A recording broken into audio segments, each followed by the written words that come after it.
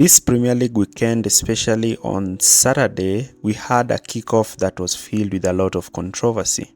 The game between Spurs against Liverpool. So in this game, Tottenham Hotspur managed to win the game narrowly 2-1 courtesy of a goal from Richarlison and an own goal from Matip. On the other hand, Liverpool feel like they had been done wrong by the refereeing decision and overall decisions in the match.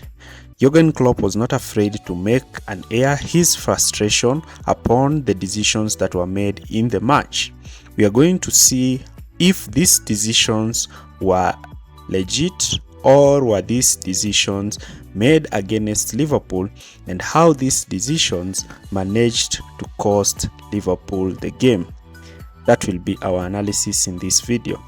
Do not forget to like, share and subscribe. So we start looking at what Tottenham did on the ball since they had majority of possession. So when it was 11v11, Liverpool started to press Tottenham high up the pitch, going aggressively man-to-man against Tottenham. But Spurs have known a way of beating teams that press them this way. And Liverpool also pushed their high line up so that they could be able to concentrate and limit Spurs breaking their press by condensing the pitch. Here you can see how Bissouma receives the ball and they immediately take out Liverpool's front three. So Bissouma time and time again was able to use his excellent dribbling ability and his press resistant strength to be able to maneuver the ball and get Tottenham in dangerous situations. As you can see from this clip, Tottenham have managed to beat Liverpool's high press and now they are running at Liverpool's defense line. Now, let's look at what Tottenham did in more progressed phases of play. So Liverpool managed to create this midfield overload of 6 players with their front three playing close and near each other. Tottenham, as they do often, dropped and inverted their fullbacks in midfield, forming their usual 2-3-5 system that they like to create, with inverting both Udogie and Pedro Porro in midfield, as you can see here. So in this system, Liverpool midfield were quite outnumbered, and we saw Maddison time and time again dropping deep and trying to play balls over the top for the runs of Son. This is because we know Liverpool like to play with a high line, so Maddison will be dropping deep, receiving the ball and attempting long balls over the top for the runs of Heung-min Son. But Liverpool's defense managed to play the offside trap well and in some instances win the ball. Now let's look at how Tottenham were attacking in more progressive phases of play when they managed to beat Liverpool's first and second line of pressure. So Liverpool will be dropping deep in a narrow 4-3-3 block, and in this block you will see them trying to allow Spurs to make those line-breaking passes where they will intercept, and we will see them play this ball to Salah, and Salah in this position will use his excellent passing range to play balls in behind for the runs of Diaz. And you can see here how Salah has received the ball and he immediately plays in Diaz. This is the disallowed goal, and you can see Salah again receiving the ball and playing the ball in space for the runs of Diaz, a tool that Liverpool have used time and time again, even in the game against Chelsea. So let's see what Liverpool did when there were 11 men on the pitch. So Liverpool, as usual, build up from the back, and this involved Alisson pushing forward and joining Virgil and Matip in the defense line. This will see Joe Gomez inverting in midfield, similar to what Trent does.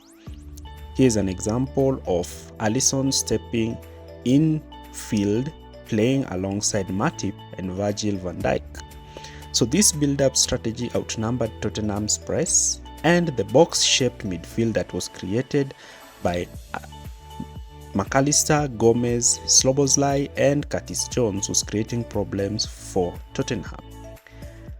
In the other hand, Robertson would push forward and play as a left back, but Virgil and Alisson would play the ball to Salah, who would receive the ball in space and either play the ball for Dominic or attempt to make and run at the left back. So here Salah has the ball and Szoboszlai is already making the half space run. This is something that Liverpool did time and time again, as Szoboszlai tried to make this half space run time and time again to beat the Tottenham's back line. Another instance that we saw during the game of how Liverpool were attacking is that they preferred attacking down the left, since they had numerical advantage with Andrew Robertson playing as a left back. Robertson in this position would be pushing forward and creating overloads against Tottenham, making the entire Tottenham team to shift down the right to try to outnumber and reduce the numbers of Liverpool, who were attacking heavily down the right.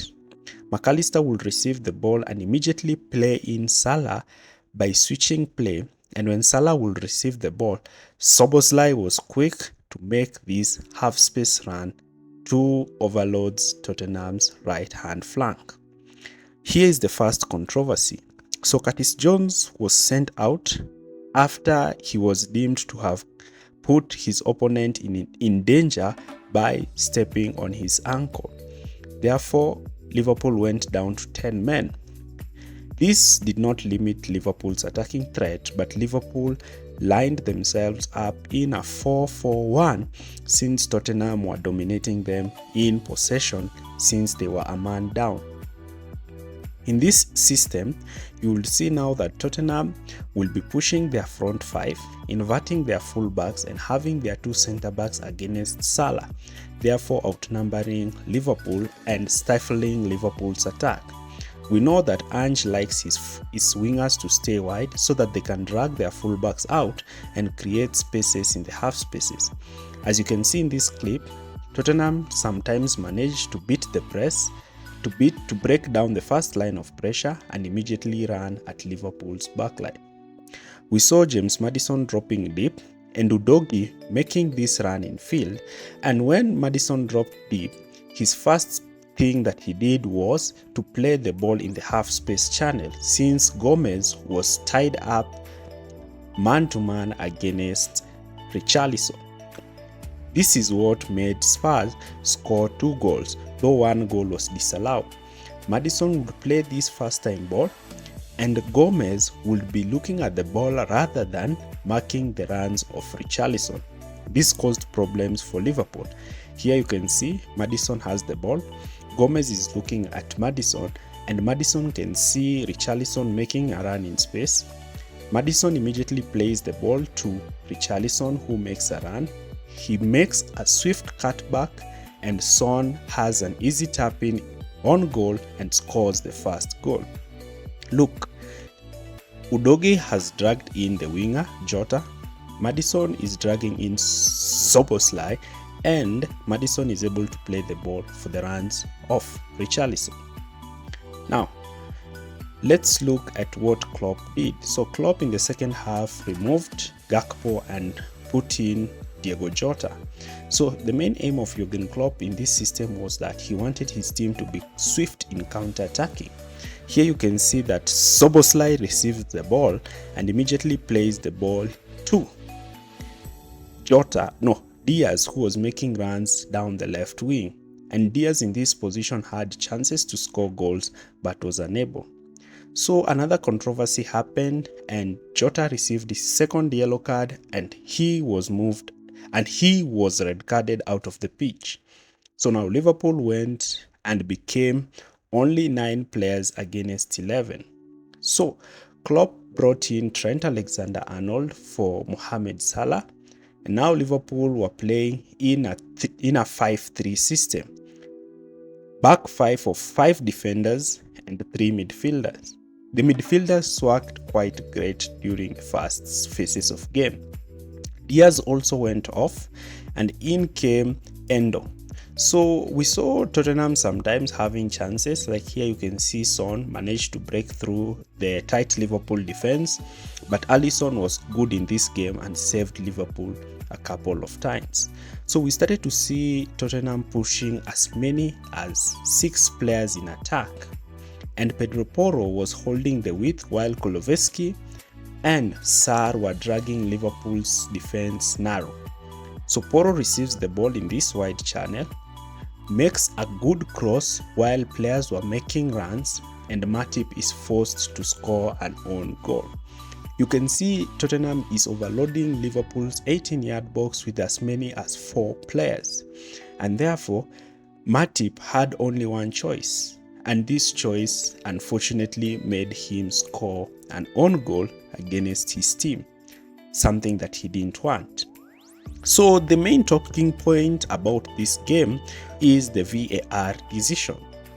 In the first case that Jones was given a red card, that's a 50-50 case. It can go either way. In the Jota red card can also be understood. He had a second yellow card and he committed a foul, so that automatically is a red card. The point of contention that even PGMOL statement indicated is that PGMOL acknowledged a significant error in the game, and this error was a result of the VAR team denying Liverpool a goal. This was the goal that Luis Diaz had scored, and this goal, whether you checked it on while in the VAR room or outside, you could clearly see that Luis Diaz was onside. Klopp did not fail to air out his frustration by indicating that even after they have issued their apology, this still could not give Liverpool the 3 points, since also Wolves suffered the same fate against Manchester United.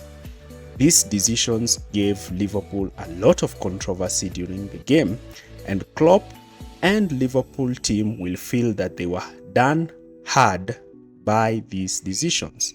So leave your comments down below on how you feel about this game, and also air some of the tactical tricks that both managers did.